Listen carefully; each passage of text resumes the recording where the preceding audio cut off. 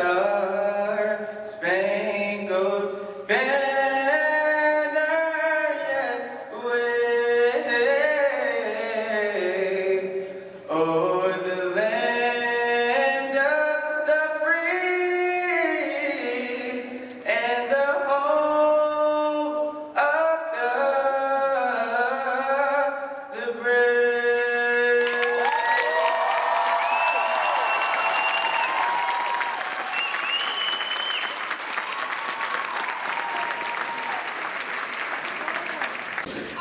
I will tell this to you as my father told me when I graduated high school, that there are high expectations for you moving forward, as it is with each graduating class, especially of this program.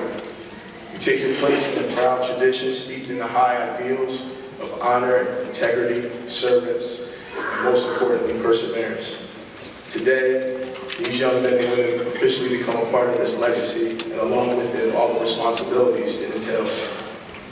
Ladies and gentlemen, I was preparing my remarks for this morning, and I was reminded of a familiar advertising pitch that many of us have seen run by the United States Marine Corps.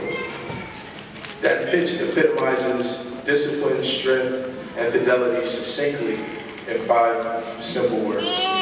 Wanted, a few good men. Not many words, but a powerful message indeed, and it's said by its implication that this was not for everyone. As the general pointed out, there were 140 young men and women who started this journey, and 100 were able to persevere and make it. So it's clear that the challenge program and all that it embodies is not for everyone. So it's not a general call for an average person. So before you, you see extraordinary individuals who were able to meet that challenge. The word few indicated that this was an isolated and somewhat specialized opportunity. There was a need.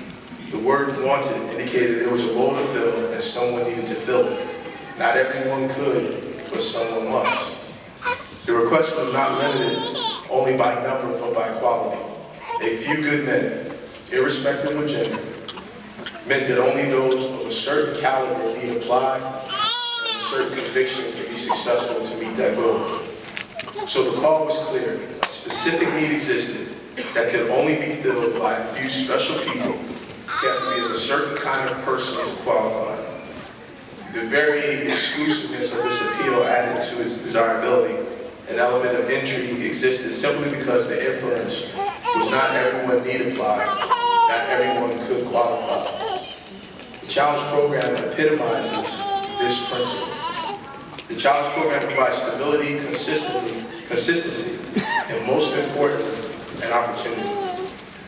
But this opportunity is only available for those who are prepared to meet the challenge. That is why today's ceremony is so important, because each and every one of these young men and women have taken upon themselves to successfully meet that challenge.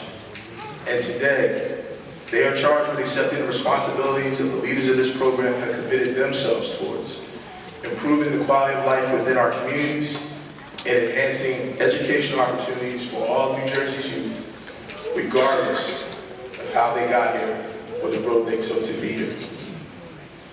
Now, these young men and women may be sitting in their chairs wondering, how will they live up to this awesome responsibility? And trust me, they're not alone. All of us, each and every one of us in this room, who cares deeply about our country, our state, and our nation, probably has thought the same thing. And like many things, the answer to this question is not complex. This isn't a advanced mathematic theorem or anything of that nature. In order for all of them, and frankly all of us, to live up to the New Jersey Challenge Program's mission, we must first dedicate ourselves to making the change that we want to see in our communities and in our world. If we can begin by making ourselves a true manifestation of those words, then we will have begun the process. We must always strive, and I say this because it was taught to me, we must always strive, whether it's in the light of the day or in the dead of the night, to be an embodiment about everything that is great in our community. Then and only then can we by the walk of our lives, rather than simply by the words out of our mouths, be an inspiration to those around us and those who will come this way after us. It's at moments like this that I'm reminded of a story that was told to me long ago, and it predates all of these young men and women up here, but it's one I believe captures this opportunity that you have before you. So the story is about this great bank robbery that happened in 1970 there or other. Actually predates me a little bit before I was born as well. And it happened in New York. It was at Chase Manhattan Bank. And the New York Times headline screamed out, "Crime of the Century." And the reason why I said crime of the century is because the perpetrators of the deed were able to get in and out without a trace, no fingerprints, no footprints. Only thing folks knew was a whole lot of money was missing. And when you think about that story, you think about it in the context, again, no footprints, no fingerprints, in and out without a trace. That story gets me to thinking, because there are some of us who live our lives like that bank robber, moving in and out of life, leaving no footprints and no fingerprints that we ever were here, that we ever did anything to positively impact our community, change the course of a young man, a young woman's life, just happy to make our way through, not leaving any indication that we came through this place. And for me, this can't be how our story, how their story, how anybody's story can be written. The men and women on this stage have been given this chance to once again become the authors of their future. When I was a kid, I grew up in Philadelphia before I moved to Southern New Jersey. And my family said I was a lot better at breaking law than making law.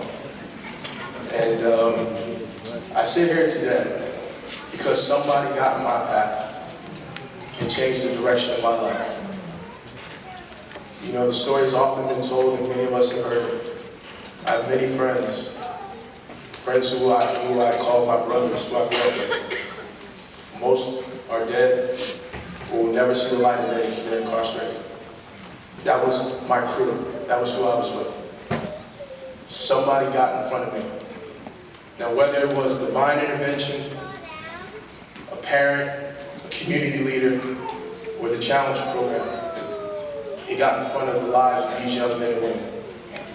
And all I would say to you is that no matter what the last chapter, or what anyone has said about your life up until this point, never ever give the pen to your life story to someone else to write. You now have this opportunity today to make the decision that you will impact your community in a positive way.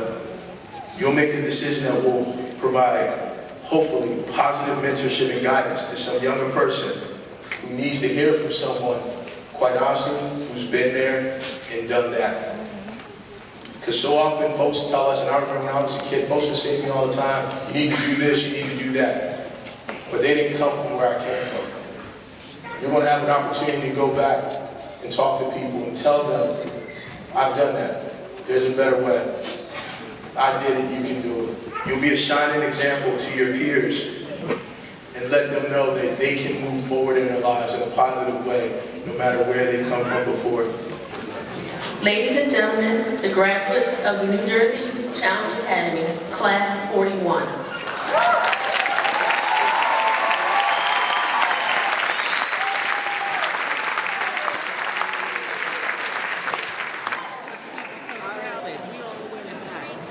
Amirah Williams, Passaic County. Joshua Williams, Essex County. Omar Yakub, Camden County. Ladies and gentlemen, this concludes our ceremony. Class 41, dismissed.